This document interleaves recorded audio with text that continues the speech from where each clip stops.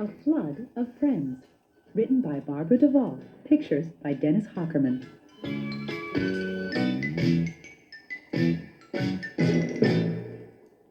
Something was tickling Christopher's whiskers as he lay in bed. Quit! He squeaked in his sleep. Oh, don't tickle me. Then he opened one eye and giggled. It was just the wind tickling him. He breathed in. Oh, what a wonderful smell. It must be lilacs. He had just been dreaming of another beautiful spring morning, about this time last year, when something very special happened. And this is what it was. It was the nicest spring morning yet. Christopher jumped out of bed and brushed his whiskers and gave his tail a tweak to get the kink out of it. He looked out the window. He couldn't wait to play. But Ted and Ned, his cousins, were away on vacation, and his friend Mandy had to work. As Christopher sadly buttoned the straps on his overalls, he heard Mama Churchmouse. "Come on, Christopher. Breakfast is ready." Christopher and his mother always had breakfast together, since Papa went to work very early. Mama, Christopher glumly said as he sat down. I wish I had someone to play with. He picked up a piece of fruit. "I wish I could play with you, dear, but I must go shopping this morning. Mandy's mother is going to take care of your baby sister." I wish I had a friend who could always play. "That would be nice, but sometimes it's nice to play alone." But, oh, Mama, I so want someone else today. Where could I find a friend? Mama leaned back in her chair. "Well, I don't know exactly where you can find a friend, but I do know how." You do? How? Christopher asked eagerly. "The Bible says, a man who has friends must himself be friendly." Why, I'm friendly. I think God means being a friend. Like being kind and sharing with someone? Yes. Chris frowned. But there's not anyone around for me to be a friend to, Mama. Well, the day isn't over yet.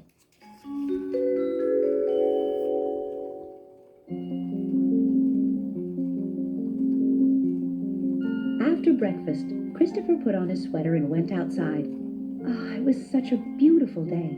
A day to do just anything. Why, it would be a perfect day to roller skate. But that wasn't fun alone. It would also be a nice day to play ball. But how can you play ball alone? Christopher thought gloomily. He scuffed his toes in the dirt.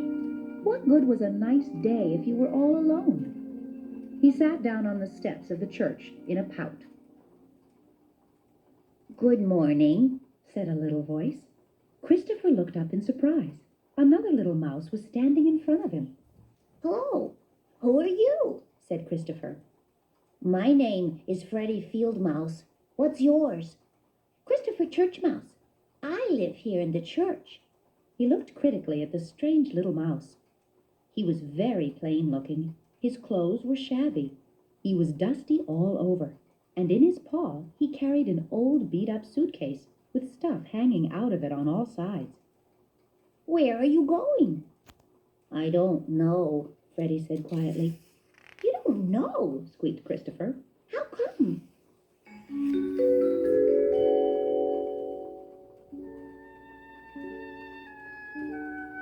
"Well," said Freddie, "it's a long story, but to make it short, I'm looking for a new home.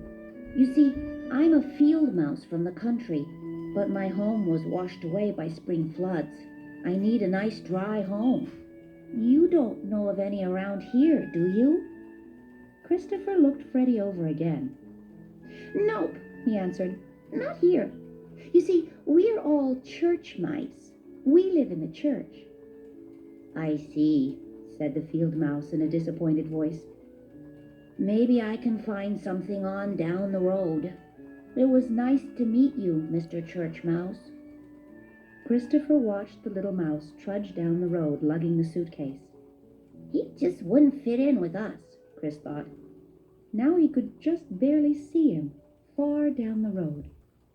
Suddenly, Christopher jumped to his feet and ran down the road. Freddie?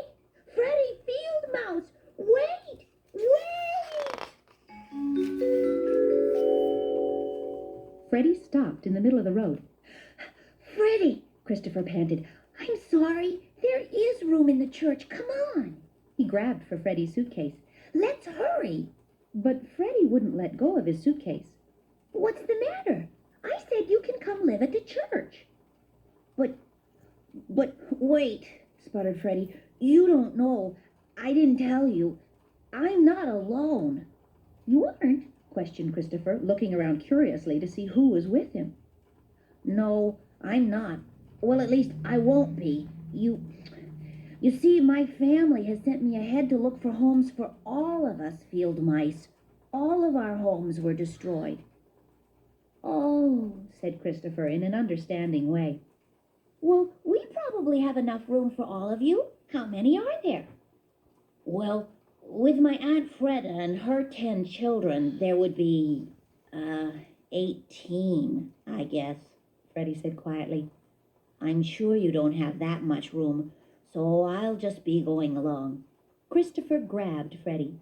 Let's go see my mama, Freddie. She will know if we have enough room. Let's go ask her. I don't know. I don't want to cause you any trouble. Come on, Christopher interrupted. I'm your friend, Freddie, and I'm going to help you. Let's go. And with that, he took Freddie's suitcase and tugged Freddie along. Just then, they saw Mama carrying her market basket out on the road. Mama! Christopher hurried toward her. Mama, this is my new friend, Freddie Field Mouse. Why, how nice, exclaimed Mama. Where are you from, Freddie? The country, ma'am. Mama, said Christopher anxiously, do we have any room in the church? What I mean is, Freddie's home and his family's have been destroyed by the spring floods. Freddie's family has sent him ahead to look for homes for them. We have room, don't we, Mama? Why, I'm sure we do, Christopher, answered Mama. We have an old storeroom that we can turn into apartments very easily. Where is your family now, Freddie? They're coming along slowly with all of the children and mice babies. They can't travel very fast. Well, we must get busy, said Mama briskly. Do you think they will be here by lunchtime? I expect so, but you certainly don't have... Christopher, I must go on to the store. You take Freddie home and begin cleaning up that storeroom. I'll be right back and stir up some of my good crumb stew. With a flounce of her skirt, Mama bustled down the road. The two mice boys worked very hard, sweeping and dusting the old storeroom and carting away some rubbish. By the time Mama was back, it was shining clean. Freddie went down the road to meet his family. The delicious smell of crumb stew was filling the air when he brought them to the Churchmouse door.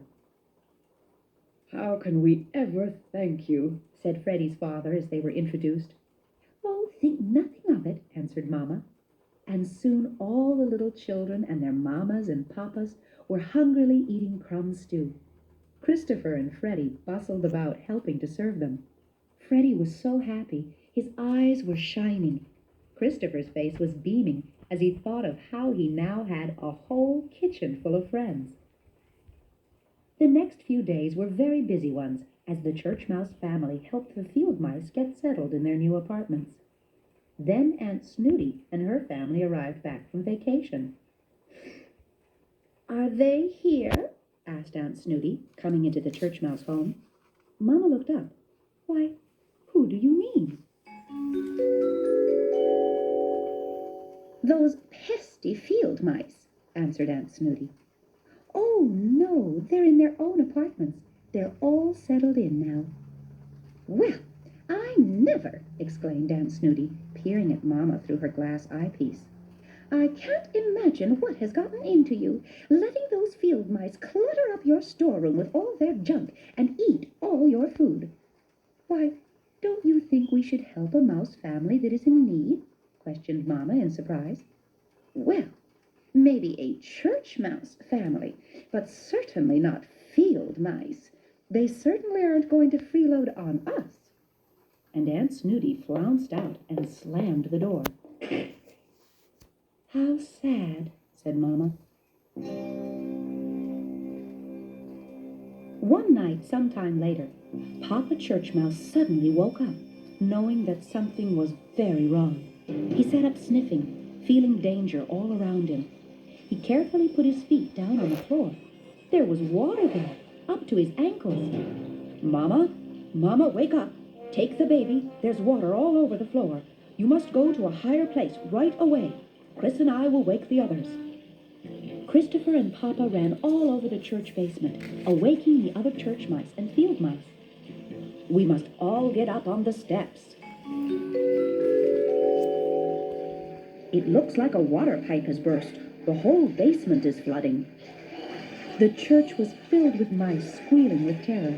Christopher helped the grown-up mice swim the mice babies to safety. They held the babies' heads high above the water, then handed them up to their mamas. Mama Churchmouse was counting all of the mice on the steps. Papa, she squeaked, I don't see Grandpa and Grandma Churchmouse and Uncle Rudy and Aunt Snooty's family. Suddenly, Christopher realized that Freddie Field Mouse and his family were missing too. They had been right behind them an hour ago, but now they were gone, and the water was rising. Freddie! Wailed Christopher. Freddie! Where are you? But he didn't hear an answer, and he began to cry. Just then, there was a little sound from the water. It was the sound of baby mice crying. Peering around the corner of the stairs, he saw Freddie and his family. Each field mouse had a baby church mouse in his paws, holding them high above the water.